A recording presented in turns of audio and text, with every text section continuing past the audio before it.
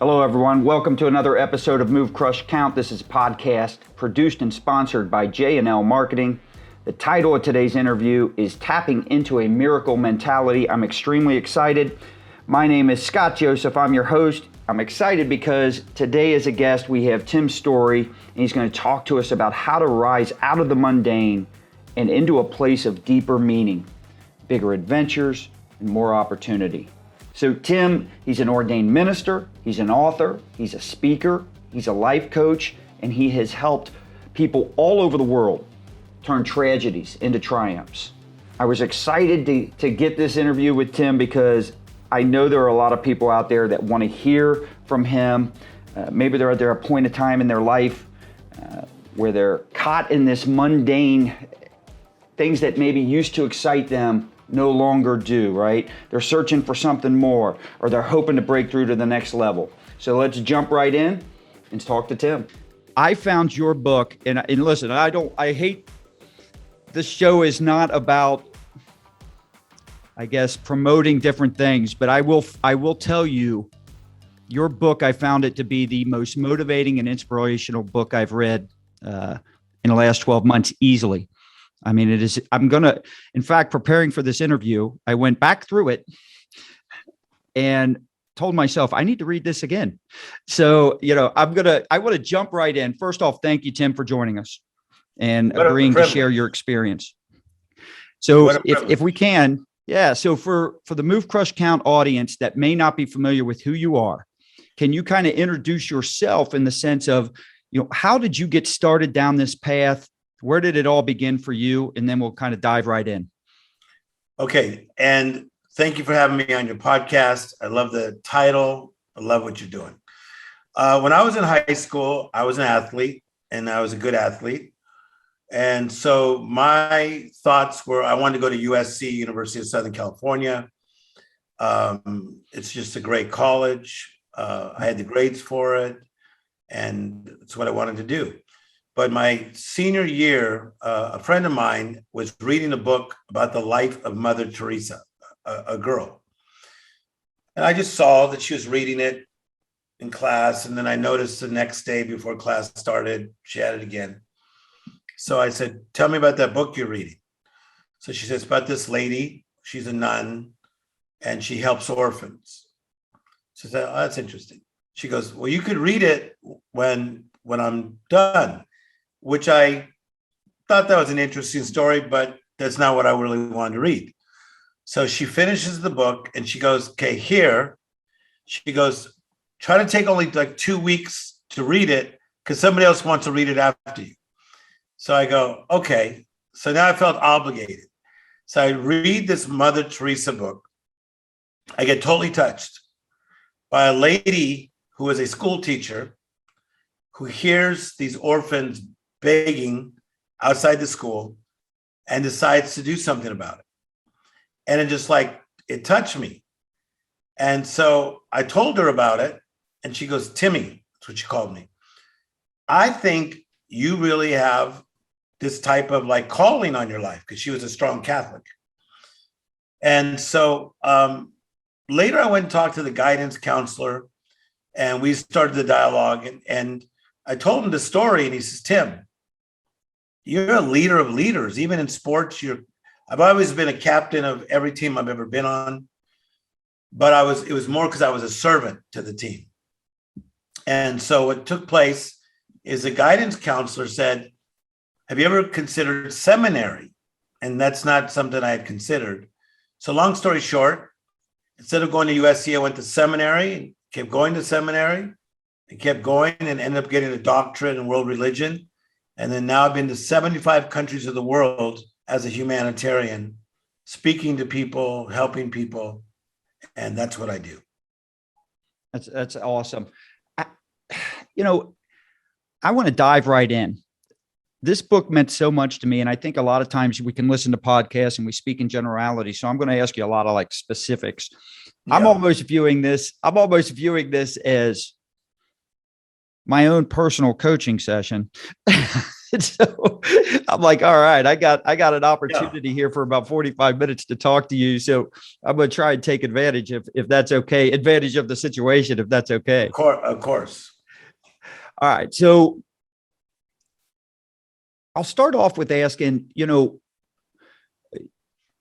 say that you can't have a rainbow without a storm, right? And you think that do you think that big success typically comes after you hit a low, or can you have a lot of success without adversity? It's a hybrid, because I see a lot of people that came up in a very cushy atmosphere and environment, and it lasted a very long time. Because I work with a lot of celebrities, and they had like great families, and then it just continued. And then maybe it wasn't until their mid 30s or 40s where they began to like crash and have adversity with a divorce or something else. So I think that one way is you can ride high and still keep going higher. The other side is that sometimes people learn the greatest lessons through a setback, through their pain, through their adversity. I do believe that through pain, adversity, and a setback, that life lessons go deeper. Yeah. And I was listening to a book on tape. This will be my second time. And this book was talking about that, through the pain and adversity, that we learn some of our greatest lessons. And I agree with that. So I think it is a hybrid. It's both. But I think through the pain, the lessons go deeper. So where did you come up with, I guess, not the title, but the philosophy of a miracle mindset? So the idea of the miracle mentality is, to me, or mindset, is birthed out of Psalm 78 in the Bible. Is that Psalm 78 says, tell the next generation about the miracles of God, that they in turn would tell their children, and then their children would tell their children. So I thought, that's interesting, that biblically blessings are supposed to go down 3 generations deep. So I started thinking, in order to properly tell something, it's better if you have a revelation of that something. So it says, tell the next generations about what you have seen and what you have heard. So powerful. What you've seen, what you've heard, that's miraculous. So that's where I got my idea for the miracle mentality, that we can get this mentality and it could become our own personal reality. So you talk a lot in this book about the 3 different states, and you just mentioned that, you're referencing what you've seen, right? And you mentioned that most of the people that you've seen live in one of 3 states, whether it is the mundane, the messy, and I probably got them out of order here, or the madness, like you like to refer to it. Nice. Yes. If we're going to definitely tell people where they get all this information. Of course, we want them to buy your book at the end as well. I think everybody should be reading this. What do you mean by those? How do you explain all those? I'd rather just break them down like I'm going to. So I just did a seminar for 140,000 people this morning at one time. Wow.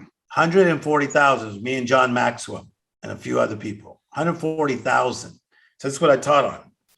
So the mundane is the uneventful, routine, and ordinary. Okay. So what happens in our lives is we all have to do mundane things. Take out the trash. I take out my own trash. That's mundane. Doing laundry. Sometimes I do my own laundry. That's mundane. Clean up the refrigerator. Sometimes I do that. That's mundane. Going to the DMV. That's super mundane. So the mundane is where I think, Scott, a lot of people are stuck.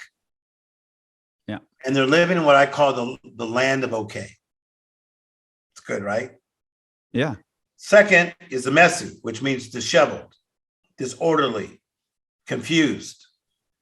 There's a lot of people that their life was not as messy until COVID-19 got into all of our lives. So messy. The third stage is what I call the mad, where things are just out of control. The mad is the out of control and the overly confused. And then the fourth stage is the magical, which is extraordinary, unbelievable, amazing, astonishing. It's hard to get to the magical if you're in the middle of the mess and the madness. Yeah. And I was going to get to the magical because that's where we all want to all live, I guess, our life. So when you talk about the magical, all right, what's that mean? Describe that a little bit. And then I want to dive into these. I want to dive into the mundane and the messy and the madness, and then talk about the magical. How do we get there? Right. So what do we mean?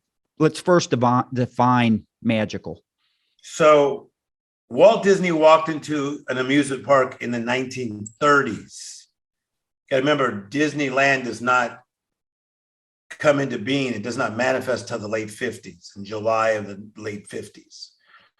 So in the 30s, mid 30s, he goes in with a friend, a guy. And maybe the rides were jittery and whatever. And he says, I'm going to build my own amusement park someday. These are the exact words he says, but mine's going to be different, better, and more magical. I find that people that I coach, which I coach predominantly celebrities for over 30 years, that when they were little, they knew they were supposed to do something different, better, more magical. So that's not just Brad Pitt, Robert Downey, Kanye West. That's just not them. It's everybody knows they're supposed to do something different, better, and more magical. So I think this idea of magical, as I broke down the word, it means extraordinary, amazing, astonishing. So extra, to me, magic is life that's extra. Extra in the way you think, extra in the way you do, extra in your compassion, extra in your giving. Yeah, magical. So what is the first step then in finding magic and how you define the madness? The magic, number one, is in you. So either somebody talked you out of it. Yeah. As you know, there's two big things: the growth mindset, right? And the fixed mindset. There's a lot of people that were raised by parents that had a fixed mindset. So when you were coming up with creative, clever ideas that were supposed to change the world, they, not on purpose, were trying to bring you into their fixed mindset of people like us don't do that. People like us don't become this. Like I was That's too expensive. That can't be done. No one's ever done that before. Yep. 100%. I was listening to Arsenio Hall being interviewed by Howard Stern the other day. And he was saying that his dad, who was a minister, was trying to talk him out of coming to LA to become a comedian, was saying, basically, that's like Sodom and Gomorrah. You're going to die there. It's going to be terrible. And he says, in all due respect to my father, he was wrong. And so I think that the magical is innate. So all I do in my book, Miracle Mentality, is I just help rewire you back to who you really are.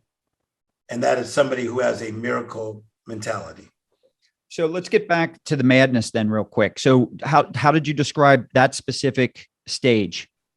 So the madness is the out of control and the confusion. But in all fairness to people, if your daughter is having trouble, if your daughter ran away, anybody could go into a state of madness.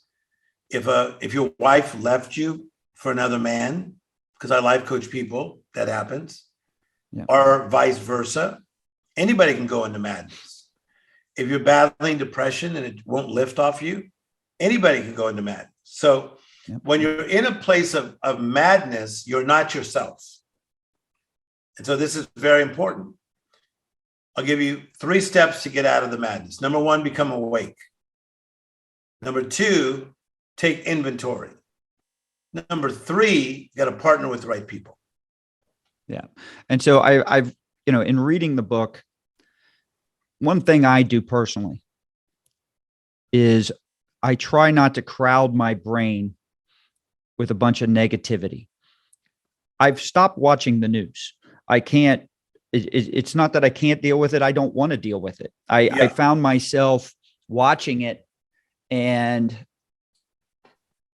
consciously becoming aware of my state, my mental state when I was done. And I just came to the conclusion that everything they talk about, while I want to know what's going on, everything they talk about, or at least the way it is positioned to me, does not serve me in a good way. To me, your brain, your body only has so much capacity, and you can choose to fill it with the right stuff, or you can fill it with the crap, right? And so the more crap you put in or allow in, the less good. And so I thought it was interesting in the book when you talked about some of the specific activities that you could do. First off, activities, things that you could eliminate, things that drain, and then activities that you could do to help get out of this mess. Can you kind of discuss a little bit of that? Yeah, what happens is that we tend to, as you're describing, Scott, we get into these ruts. Yep. So let's say you're just going through life and your life is mundane, but you're okay with being mundane. So then all these terrible things happen, like with COVID. And so you get challenged and you go from mundane to messy to the mad or the madness. Okay. So you're in that state. So again, we got to go back to, you got to wake up, take inventory, you got to partner with the right people. But in partnering with the right people, the power people that you partner with should try to take you out of the state of madness that you're in. And part of that is to do things a different way. So a lot of times when I am coaching somebody, I'll say, okay, let me help you get out of this. You said you used to play tennis. When was the last time you played tennis? But that's not what they want. They want me to talk to them about something deep and philosophical. And I'm talking about tennis. Well, why am I trying to get them back into tennis? Because they haven't played in 11 years. Because they have described to me on an earlier conversation how tennis made them feel great. They had great tennis friends. They liked the feeling of playing tennis. So now I want to get them back into tennis, or I want to get them back into Pilates or yoga or painting or taking French or taking a cooking class. So I call that shifting your satellite dish. See, wherever your satellite dish is, that's what you pick up. If you're just shifting your satellite dish to your own pain, that's what you're picking up. It's a great technique, and it's worked on the best. I love that. And, a large part of our audience is business leaders, right? Executives, things like that, could be owners, whatever. And I'm a good example of this. And I think one of the reasons I think your book motivated me so much was when you talk about mundane, it's not just that, listen, I'm a very happy person. I love what has been accomplished with my family and relationships and business. However, what used to excite me, all right, no longer, and I recognize this, I knew it before I read your book.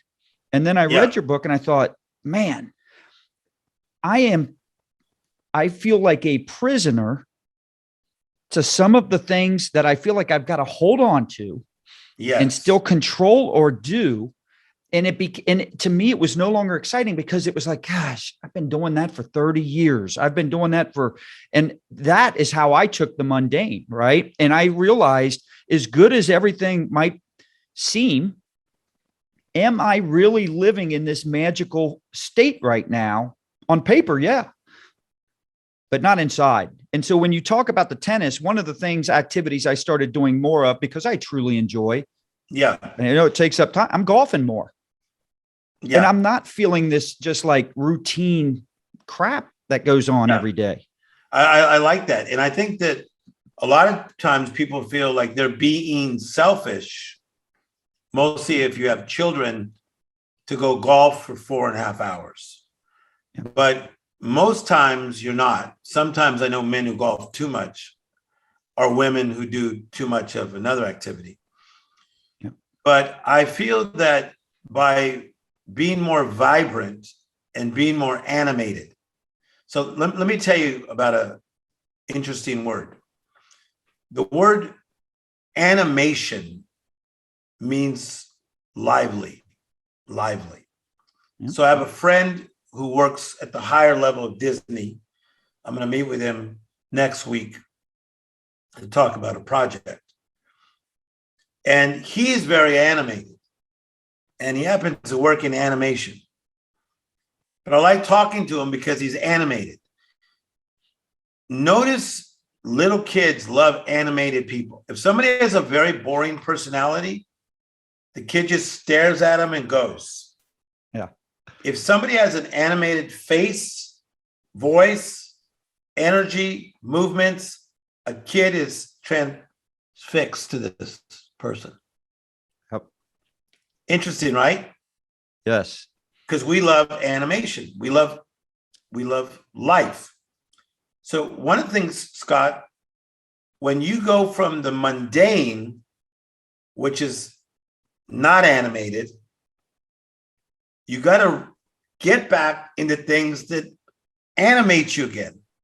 Yep. One thing that triggers me into animation is music. I listen to Motown music or music of that nature every single morning.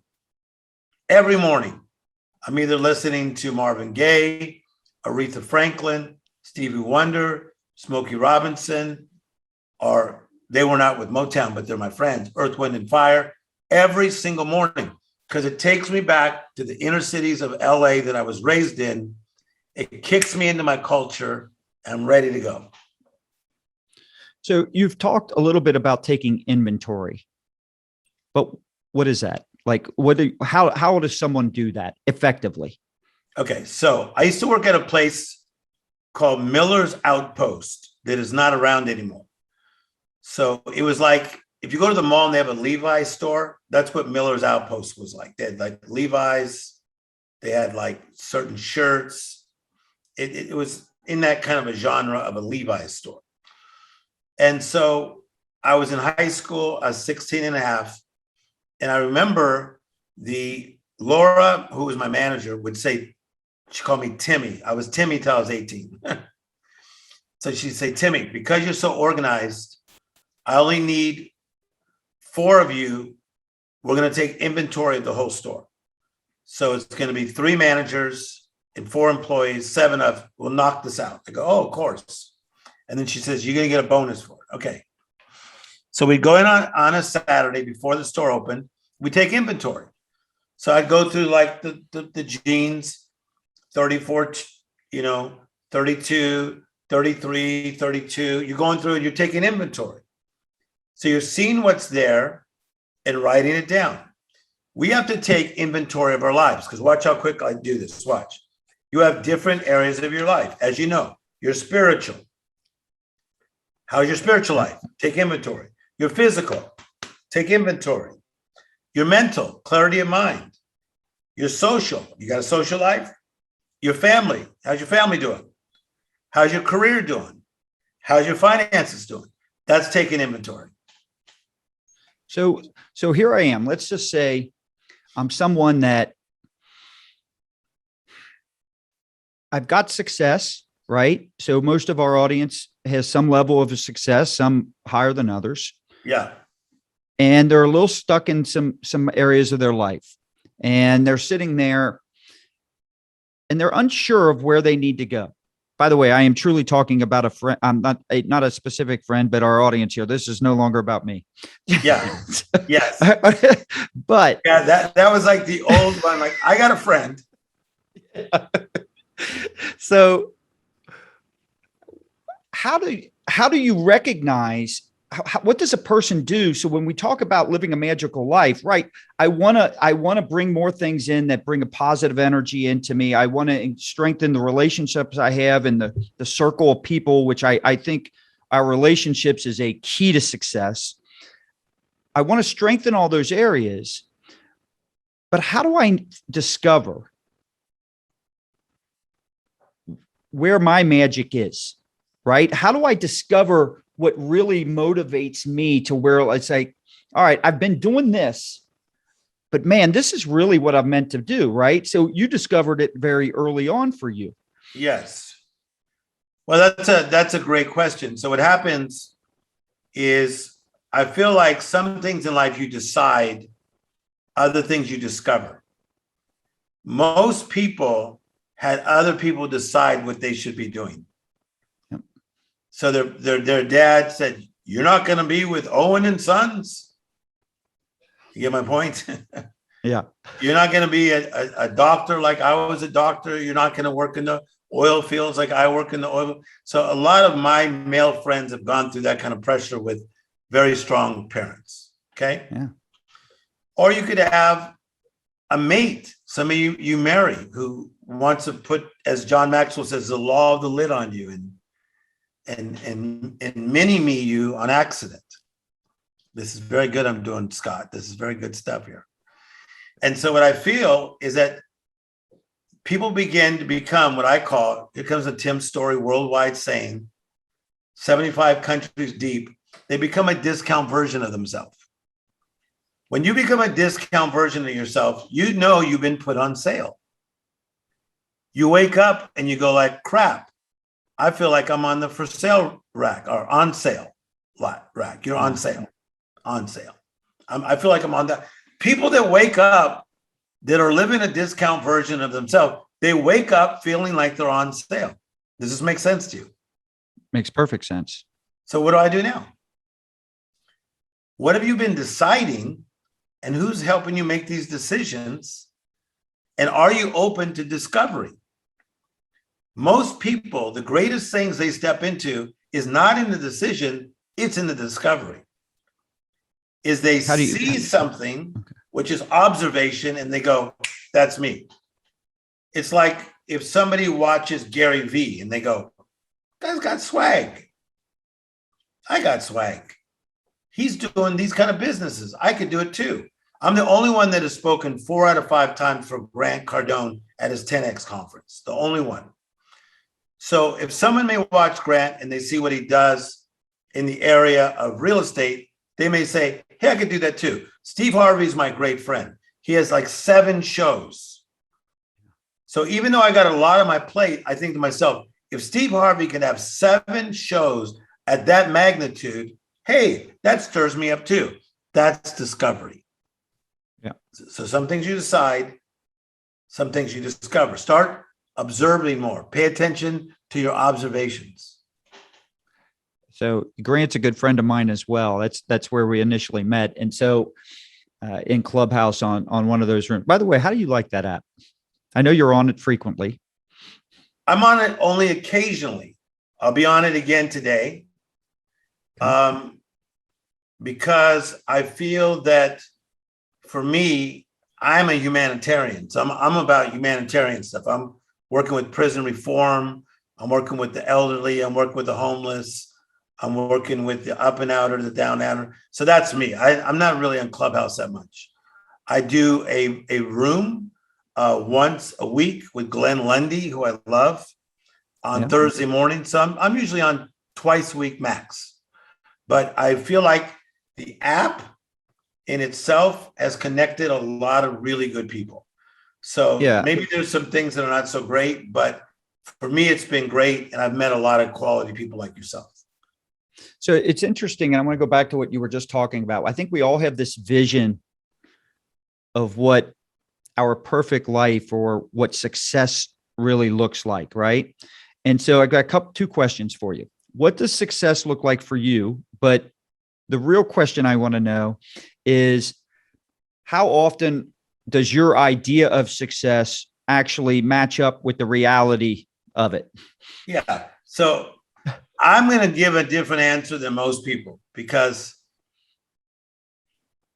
to me, success, which is really about completing a project, completing an assignment, and then you feel usually a feeling of success.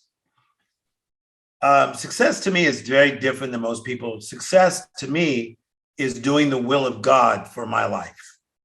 So when I was 14 and I was vacuuming the church for free, I was a success. I was making tapes in the tape ministry at 14. I was a success. Then when I was getting 2,000 invitations a year to speak around the world, I guess I was still a success. Then I'm on Oprah's talk show, Oprah's books, Oprah's documentaries, Oprah's magazine, traveling with Oprah. I guess I'm a success. Helping the homeless, I'm a success. No, success is doing the will of God. For me, that makes it super easy. So then I'm not tripping whether I'm a success or not. I just want to do my assignment. Then I'm successful. So, Tim, let me ask you on a not so serious question. Does the fact that you appeared on Oprah's show first mean it was just easier to get on that show than Move, Crush, Count? Or did you have to feel like you really had to work hard to get on this show compared to hers? I think to get on your show was like the step up. Like, how did I get on that doggone show? So, no, I think the thing, like, whether I'm doing something, like I just did the Today Show, and Hoda, who's cool, said, "Oh my God, I'm a big fan." I don't know that. That's nice. I get to do all these other shows. I'm in 90 airports of the world right now. When you travel next, look, you'll see me around on all the big screens. So Reach TV, who owns all that goes on in these airports, I'm in 90 airports around the world. I write for United Airlines magazine every month, American Airlines magazine every month. I'm in over 1 million hotel rooms around the world every day, motivating people. But that all started with vacuuming the church. That's a success. This is a success. Being with you is a success. Yeah. Thank you. So I know your quote is saying if you want uncommon results, that you have to start living a life, an uncommon life. And yes. I love that quote. And you talk about setting the conditions for yourself to make this magic happen, right? To achieve this uncommon life. What does someone have to do to set these conditions? What does that mean? Like, how does that happen? I tell you, so much is in the mindset. As a man or woman thinketh, so is he or she. It's in the mindset. Yeah. Because if your mindset is, I have to accomplish all this, then I'm a success, you're going to suck for a long time. Yeah. The fact that I said at 14, I was a success by vacuuming the church. Do you know how much pressure that takes off me? People approach me every day of my life, not every other day, not once a week. Have I got something great for you? Oh my God, I got a plan. I got these people. They want to meet you. They're from Dubai. They're fans of yours. They could change your life. I'm not in the mood. Tim, so-and-so, this big celebrity, they want to meet you, but you're going to have to go here, turn left, turn right. I go, I'm good. I'm staying home. I'm not in the mood. For real, all day long. I don't chase anything. Yeah. Because again, I just want to do my freaking assignment. Yeah. When you get that kind of mindset, Scott, man, there's an old song by In Vogue. It says, free your mind and the rest will follow. So you talk a lot about educating yourself, conversation, observing things. Oh, right? Nice. Good. You did your homework. I've read the book. And so let's talk a little bit about that. What's that mean? You did your homework. But see, I'm showing off because people don't know. They think I'm just chatting about stuff. But I have researchers. Look at all this research. So I have over 3,000 pages of research. It has cost me no less than $70,000. So I have researchers that whatever the subject is, I have all these researchers come at me with material. So I'm not just going blah, blah, blah, like these silly people. Man, I wish it was like the Gong Show where we could gong some of these people that are telling silly crap on social media. That's funny, Scott. Yeah. Observation means watching, monitoring, examining, surveying. Kids are observing us as adults every day. They're watching us, monitoring, examination. They're surveying us. Dad, you look sleepy. Mom, you look irritated at dad. This is so great.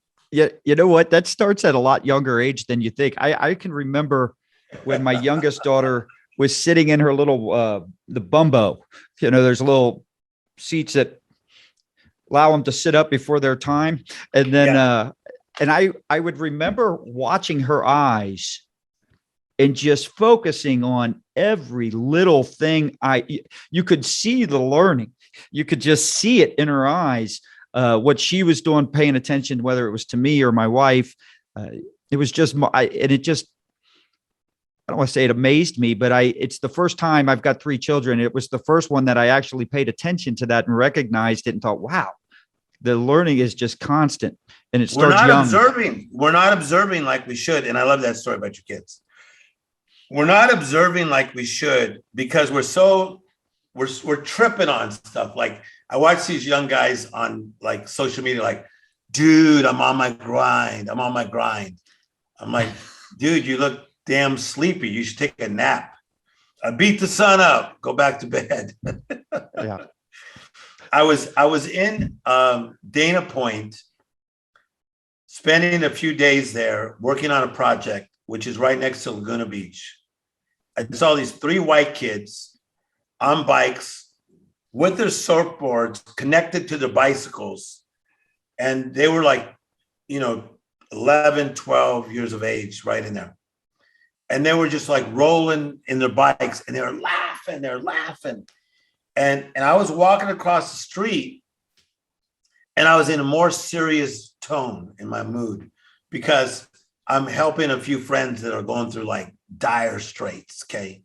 Like big time problems. So I was thinking about one of my buddies that's going through a big time problem of what we could do to try to get him through it. So I'm crossing the street and I see these 3 white kids, hair flying, surfboards, and they're laughing. And I looked up to observe them, right? And they were like living life.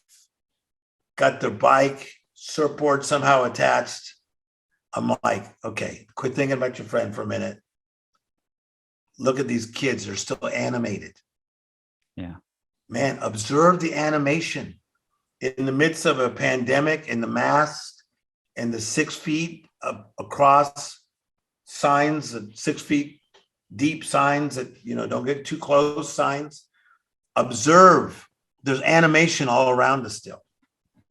What would life be like if we approached our daily to-dos or tasks with the same level of enthusiasm as we did when we were kids? Then you'd see what you got here. I haven't shaved yet. Yep. I'm still feeling good. I got problems in my life. Anytime you do anything big things will come at you negatively as well. I got huge successes in my life, but also got dilemmas that I got to deal with like anybody else, right? Yep. But I choose to have a miracle mentality that has become my freaking reality. Like, it's not a joke to me. Yeah. I was teaching this in Marbella, Spain, and during the Q&A answers, the Q&A thing, a lady asked me a question. Well, it's really, she gave me a statement first. She was pissed off at me. And she said, I don't like this American philosophy that we can have this magical life. Do you understand how much so many of us have been through? So I think you missed like the seminar. Did you just come in? I know I've been here the whole time. You didn't hear me say my dad died when I was 10. My sister died when I was 12. My brother died of addiction from alcohol. Did you miss all that? And then she got sad. She just listened. And then she apologized later. It's not what I was trying to get her to do. But see, I choose not to sit in my setback of all that stuff that's happened. It's very powerful stuff. It is. That's why my book is not just a book, it's a movement. My book is a movement. On the night you were on, we sold around 21,000 books, and you bought about 100 so you could give out to people that are hurting. It's a movement. This is a movement to me. This is not just to write a book. This is my 9th book now already. Not to write another book. That's taxing. Takes a lot of time. Took me 5.5 hours just to do the audio book, which I enjoyed. But it's a movement to shake the heck out of ourselves so we can start living our life and not just going through life. No, I love that. So I want to be respectful of your time. We've only got a few minutes left here because I know you have a hard stop. So let me ask you this question. But tell them why, because I have a job. Yeah. That's why he's not on Clubhouse more than twice a week, folks, because he does have a day-to-day job. I got like real jobs. I work with companies like Nobu, Michael Mina Corporation. I work with Ashley Furniture. I work with Paul Mitchell, Vidal Sassoon. I'm on full time with a great company, AI company called Live Person. Yeah, I got a job. You know what I love about that as well is it's a spiral. To me, you can spiral up or you can spiral down, right? I think a lot of people, and I think I said this to you on Clubhouse once, that a lot of people start with their beliefs or with their result, they get in life, and they let that impact the belief system that they have, whether it's, so your belief system can be empowering or it can be limiting, right? And you're talking about a lot of what you're talking about is an empowering belief system. When we start with our result, if we don't get good results, it just reinforces a limiting belief system, which we tend to tap into less potential. We tend to take less action or activity, which makes us even a worse result. It's a downward spiral. I like that. Yeah. And so when we are starting with an empowering belief system, which is one of the reasons I love your book so much, when we start there, we tap into more potential. We take more action. We end up getting a better result because of those two things, which then reinforces the empowering belief system. And so where I was going at, all these companies you're working about, you've talked a lot about relationships. Yes. You start with a strong belief system. You said you felt successful at 14. This is how this has shaped you, right? And so, and lo and behold, you form a relationship eventually with this CEO or that CEO. What's happening here is it keeps strengthening in my opinion, it keeps strengthening your belief system. But more importantly, the more people like you're just surrounding yourself, your network of who you're surrounding with, the right people just keeps growing, and it becomes exponential growth at some point in terms of like what it does for you mentally and everything else. I agree, but let's take it off Tim Storey for a minute, so it doesn't seem like the Tim Storey show. And let's just take it on any of you that are watching. You're going to draw the same spirit that's in you. If you're a freak, you're going to draw freaky people. If you're negative, you're going to draw negative people. If you have a miracle mentality, you're going to draw miracle mentality people. I tell you, I could get on an airplane, sit down, minding my own business, and someone will come up to me from another seat and go, I don't mean to bother you, but should I know you? Have I seen you on something? This happens all the time. Why? It's not only because they may have seen me, maybe they just saw me in the airport because I remember I'm on all the screens, but a lot of times it's the connection. It's the spirit. It's the mentality. Yeah. Yep. So if you want to expand, which you all do, that's why you're watching Scott's show. Change your mentality. Okay. Not to almost thinking, not to most thinking, but to utmost thinking. And don't act like you got it all figured out, because you don't. Yeah. right when you think there's somebody quick, let me take you to some of my real quick friends. Like I know some guys in some of these different countries that I hang out in. Shocking. Like, what are they feeding these kids? Like 18-year-old kids who are teaching me about Bitcoin. Yeah, there's some smart people out there. Yeah. Well, that's something, an area that a lot of us need to at least educate and observe and have conversations about, right? I'll be including myself because my understanding of all that isn't the greatest. When in doubt, ask a young person. Yes. So what do you think what's the most common thing you see that people are not doing? And we'll finish here, that people are not doing that you would advise them to start doing right away. I'm going to take a deep breath because this is a big question. I think number one, don't put yourself down for what you haven't done. So today's a damn new day. So don't put yourself down. Don't be like, oh crap, I listened to Tim and Scott. I suck. I should have done this a long time ago. I'm already 31. All right, so today's a new day. So today's decisions are tomorrow's realities. There's another Tim Storey saying. Okay. So now make a choice today to change your mentality into a miracle mentality. Get yourself a miracle mentality. It'll change your life. And by me changing my life, it changed my whole family. All my family and their children. Changed a lot of people and millions of other people. Think about it. The kid from Compton with 7 people in a 2-bedroom apartment. Says something. It's an amazing story. Tim Storey, I want to thank you.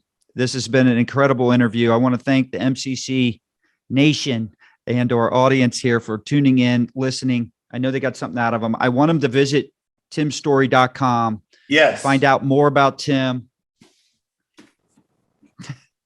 That's right. Man, you were good. Matching. Put it back up. I'll put it back up. Scott, look at this. That's right. Get the book, get the Audible, because I talk and my voice is different than others. Many times people go, crap, I was in the other room and I heard you on the news. I knew it was you because it was your voice. Get the Audible and get the hardcover if you like. But also, who's your sponsor again, Scott? Give a shout out to your sponsor. Well, that's J&L Marketing. So we'll always give our shout out to J&L. It's our own agency here. But my wife, I turned this over to my wife who just started reading this about a week ago and loving it as much as I did. And so listen, this is, and that's what, to me, this is a great gift. This is not something it was a gift to me for being able to read it. So I appreciate you writing it. Yeah. But to me, if you have someone you care deeply about, this is a book, this is a great gift to them. I can't imagine anyone reading this and not getting a ton out of it and being inspired or motivated. Yes, I agree. And I think what people need to get their minds off is that sometimes they think that a Sharon Lecter or Tim Storey or Les Brown, that we're writing books to sell books to make money. You guys, they pay us a whole car to go speak. My price to go speak at a convention is a car. They give me a whole car salary to just talk. So this is not where you make a lot of money, is in the book side. The book side is more like a labor of love. So people have information in their hand that could change their lives. Yep. Well, hopefully they learned and they got some inspiration from the show today as well. Thank you again. You're awesome, Scott. I like you. I like your energy. You're animated. Massive thanks to Tim Storey for joining us on Move, Crush, Count today and sharing his knowledge and experience. Also, I want to thank the MCC Nation for tuning in, downloading the episode. Remember, you want to follow us on all the social channels, Instagram, Facebook, LinkedIn, Twitter. That way you get up to speed, instant notifications anytime we bring on a new guest or have a new episode. You can do us a big favor. Wherever you download your podcast, go in there and give us a 5-star review. Of course, only if you truly believe we deserve it, but it would be greatly appreciated. Thank you.